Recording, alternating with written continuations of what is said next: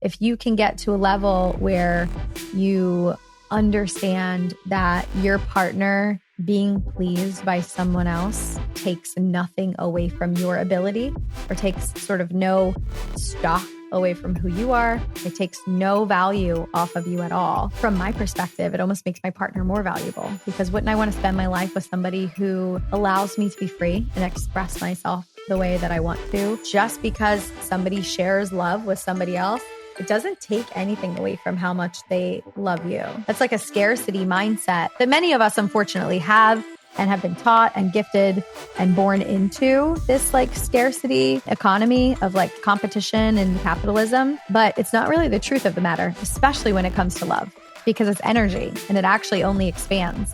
Sometimes I feel like I'm in a polyamorous relationship with Jess and Pasha, right? Like, even though there's no sex involved, It's like one of the reasons I moved to Medellin is they were approaching their dreams. They were going after their dreams. And I remember they sat me down one day and they're like, what is it that you want?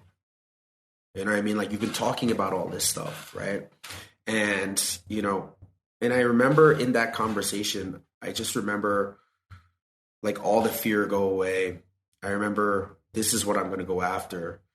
And I think people have to realize is like why I work so hard here is because I'm not the typical Medellin person who's running from something or didn't enjoy their life in America or something like that. You know, like I had an amazing life in America, and I gave it all up, you know, to pursue this, right? And I think there's definitely correlations between that is like that and actually my sex life, my relationship life, and stuff like that, is because people tell me all the time, it's like, you're scared of commitment. And I'm like, no, I understand commitment.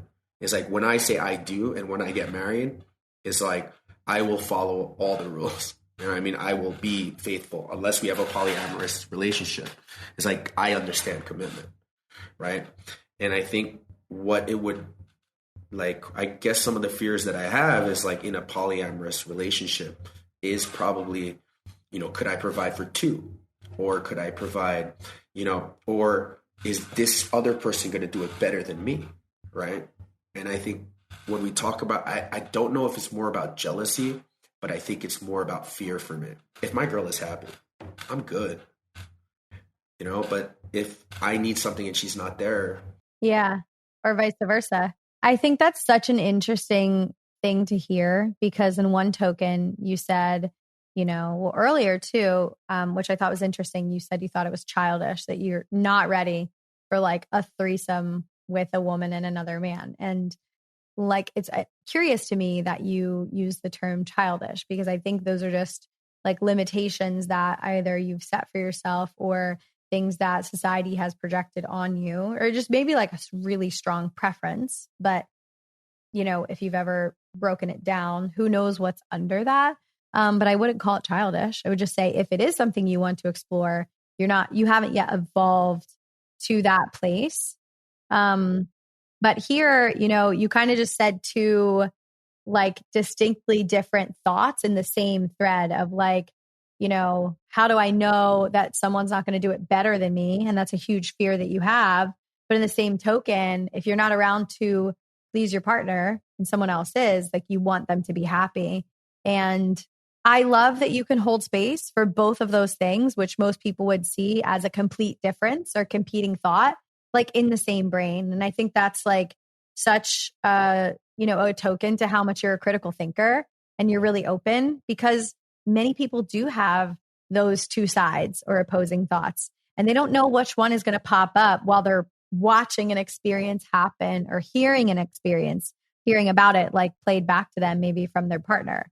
And there are many people who are polyamorous or non-monogamous who sort of have a don't ask, don't tell, or they let their partner know they had an experience, but their partner doesn't want to know the details, which is different than Posh and I. We like share everything and we get really excited for each other. It's like, it's very much a turn on for us. And it's like great content and sometimes foreplay.